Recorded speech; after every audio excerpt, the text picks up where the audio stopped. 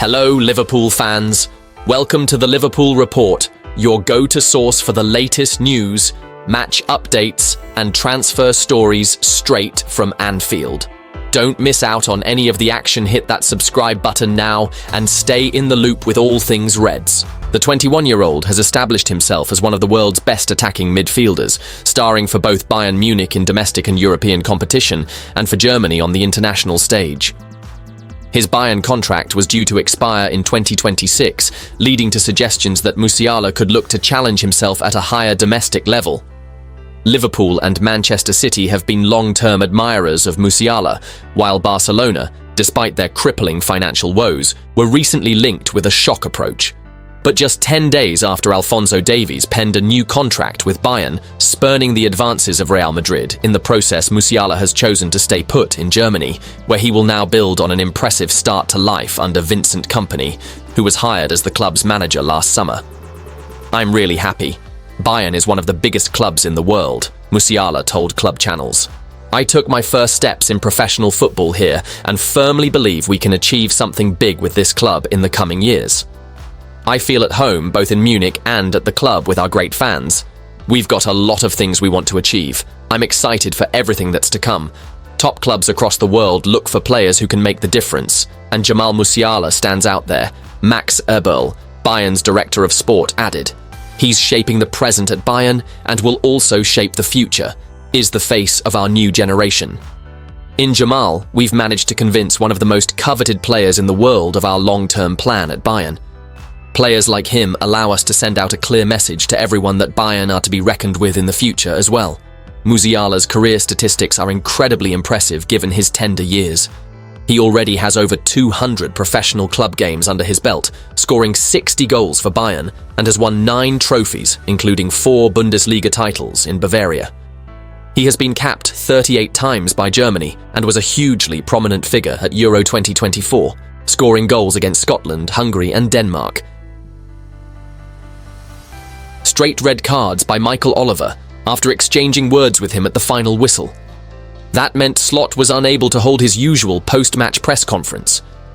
But ahead of Sunday's home match against Wolves, the Dutchman was finally able to speak on the incident.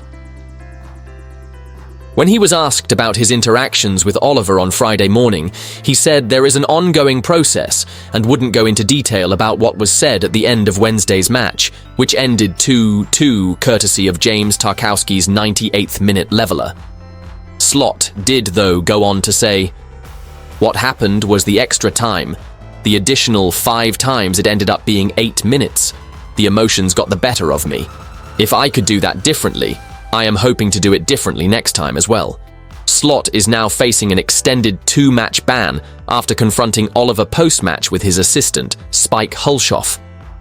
The Premier League did briefly issue a statement addressing the matter before quietly deleting it. It's understood the Football Association will make a decision on how to proceed once Oliver's match report is in, but Slot could still face a ban. Victory in the final Merseyside derby played at Goodison Park would have sent the Reds 9 points clear of Arsenal at the Premier League summit. And while Slot went on to admit that Tarkowski's late equaliser was a difficult pill to swallow, he did concede that the draw was probably a fair result. He said it felt after the referee blew his whistle we lost 2 points, but over the full 90 minutes I didn't feel constantly we were the ones going to win. More that the draw was the fair result. But to be up after 97 minutes, it felt like we lost 2 points. But I felt we won a lot as well. Togetherness of team and fans and how everyone was together. The team were mentally so strong during a game better than last year in a game played in difficult circumstances for them, so to fight and be so strong that gives me a lot of confidence for next 14 games. Togetherness for 98 minutes shows me we are a very difficult team to beat." Liverpool's preparations for their upcoming Premier League fixture against Wolverhampton Wanderers have been hit by a series of injuries and suspensions, leaving head coach Arne Slot with key decisions to make. As the Reds aim to finish the season strongly, they must navigate the absence of several first-team players. One of the biggest concerns is the availability of Cody Gakpo. The Dutch forward sustained a knock during Liverpool's 2-2 draw in the Merseyside derby against Everton. While the extent of his injury is yet to be fully determined, his participation against Wolves remains in doubt. Losing Gakpo would be a significant blow, given his attacking contributions and versatility in the final third. Meanwhile, defender Joe Gomez is confirmed to be out of contention. The England international was forced off early in Liverpool's FA Cup defeat to Plymouth Argyle, and his absence will leave a gap in Liverpool's defensive setup. With Gomez unavailable, Slot will likely have to reshuffle his backline, relying on the likes of Ibrahima Konate, Virgil van Dijk, and Andy Robertson to maintain stability. Midfielder Tyler Morton is also set for a lengthy spell on the sidelines due to a shoulder injury. Slot revealed that the 21-year-old's recovery timeline remains uncertain, stating that he could be out for weeks or maybe even longer. Morton's absence further depletes Liverpool's midfield options, which have already been tested by a demanding schedule this season. Adding to Liverpool's selection dilemma is the suspension of Curtis Jones. The academy graduate received 2 yellow cards during the intense clash with Everton, leading to a 1-match ban. Jones's energy and technical ability in midfield have been crucial for Liverpool, making his absence another setback for Slot as he looks to maintain control in the centre of the park. With these setbacks, Liverpool's squad depth will be tested as they take on Wolverhampton Wanderers. Slot may need to rely on younger players or tactical adjustments to compensate for the missing personnel. Potential replacements such as Harveyelliott, Wataru Endo, or Ryan Gravenberch could step in to cover midfield roles, while Diogo Jota or Darwin Núñez may be called upon to fill the attacking void left by Gakpo. Despite these challenges, Liverpool will be determined to secure a positive result at Anfield. The Reds have shown resilience throughout the season, and with key leaders like Mohamed Salah and Virgil van Dijk still available, they will look to overcome their squad limitations and continue their push in the Premier League standings. David Moyes was grateful to see Everton emerge from the mayhem of the final Merseyside derby at Goodison Park, with a draw after seeing 4 red cards dished out after the final whistle. James Tarkowski slammed home a stunning 98th-minute volley to give the Toffees a 2-2 draw against the Premier League leaders, after Mo Salah looked to have given Arne Slot's men one last victory at the famous Old Ground. After an agonising wait for VAR to confirm the goal, things took an incendiary turn inside the old stadium after Michael Oliver had ended the game, beginning with Abdoulaye Doucour's wild celebrations in front of the away fans. That sparked a furious reaction from the visitors, not least Curtis Jones, who confronted Doucour, grabbing him around the collar of his shirt before players from both sides piled in.